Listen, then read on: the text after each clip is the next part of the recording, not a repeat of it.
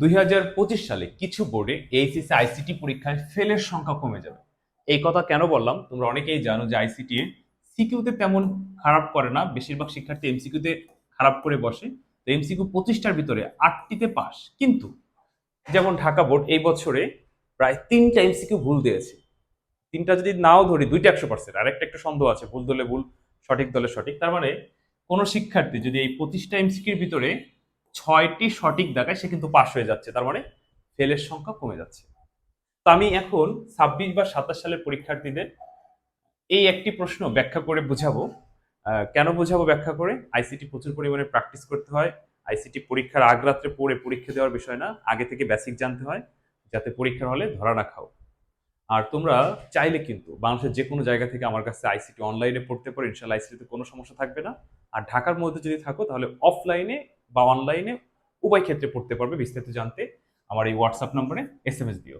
তো ঠিক আছে প্রিয় শিক্ষার্থীরা, আমি এখন তোমাদের এই প্রশ্নটি ব্যাখ্যা করে বোঝাচ্ছি। দেখো এই প্রশ্নটি কি বলছে। এটা ঢাকা বোর্ডের 2025 সালের একটি এমসিকিউ। বলছে একটি বইয়ের মূল্য হেক্সাডেসিমেলে এ এ হলে তার সমকক্ষ কোনটি? এখানে 3টা দেওয়া আছে, কোনটা সঠিক?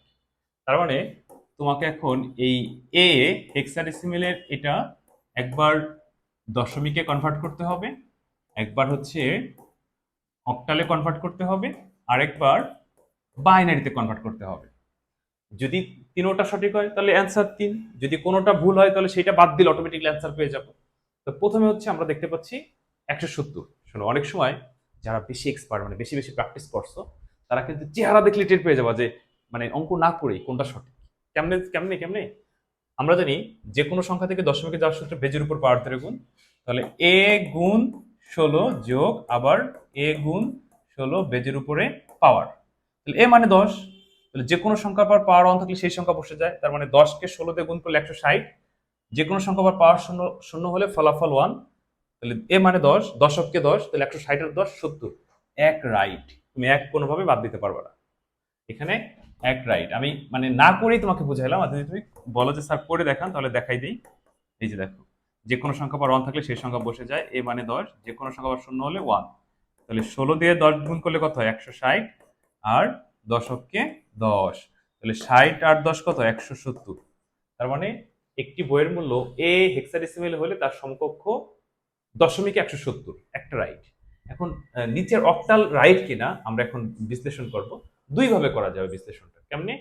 এই দশমিকটাকে অক্টালে নিলে তুমি বের করতে পারবা, অথবা তুমি বাইনারিতে নিবা, বাইনারিটাকে অক্টালে নিলে পাবা, কারণ হেক্সা থেকে কখনোই সরাসরি অক্টালে যাওয়া যায় না।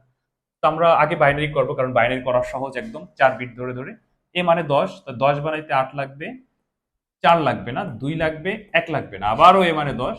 অন 0 1 0, দেখো তো এই চেহারার আছে কিনা? অন 0 1 0, হ্যাঁ এইটাও আছে, তার 3ও রাইট। এবার আসো 252 রাইট কিনা। এখন এই হেক্সা থেকে সরাসরি অক্টালে যাওয়া যায় না, এই ক্ষেত্রে আমরা কি করতে পারি? আমরা এই বাইনারি থেকেও অক্টালে যেতে পারি, অথবা এই দশমিক থেকে অক্টালে আসতে পারি। অ্যান্সার কিন্তু একটাই আসবে, হুবহু একটাই আসবে। এখন তোমার কাছে যেটা বেশি সুবিধা মনে হয় বলো, কোনটা সুবিধা? বাইনারি? আচ্ছা ঠিক আছে, বাইনারি করি, কারণ বাইনারিতে বিট ধরে তাড়াতাড়ি করা যায়। এই যে 3 বিট, 3 বিট, 2টা আছে, সামনে একটা শূন্য দিলে এখানে পেয়ে গেলাম 2, এখানে পেয়ে গেলাম 5, এখানে পেয়ে গেলাম 2, অর্থাৎ 252। হ্যাঁ, এখানেও 252 আছে, তার মানে তিনোটাই রাইট। তাহলে সঠিক অ্যান্সার হবে হচ্ছে ডি, মানে ঘ নাম্বার। তো এইভাবে 25টা এমসিকিউ আসছে। যদি কোনো শিক্ষার্থী 25টার 25টা পেরে থাকো, আলহামদুলিল্লাহ। মানে আইসিটি হচ্ছে এমন একটা সাবজেক্ট যে তুমি পাসও সহজে করতে পারবে, আবার ফেলও সহজে করতে পারবে, কারণ এইগুলো মুখস্থ বিষয় না। প্রচুর প্র্যাকটিস করতে, বেসিক জানতে, যদি কারো বেসিক ভালো জানা থাকে, প্র্যাকটিস ভালো থাকে, তাহলে জীবনও সাইসিটিতে ফেল করবে না। আর যদি তোমার ধরো বেসিক জানা না থাকে, প্র্যাকটিস না থাকে, দেখা যাচ্ছে তুমি ফেল করে বসে আছো।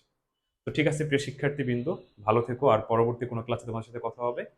তোমরা চাইলে কিন্তু আবারও বলে আমার কাছে আইসিটি ঘরে বসে অনলাইনে পড়তে পারবে, বাংলাদেশের যে কোনো জায়গা থেকে। আর ঢাকার মধ্যে থাকলে সরাসরি অফলাইনে পড়তে পারবে। বিস্তারিত জানতে আমার এই হোয়াটসঅ্যাপ নাম্বার এসএমএস দিও। ঠিক আছে, আল্লাহ হাফেজ, পরবর্তী কোনো ক্লাসে আবার কথা হবে।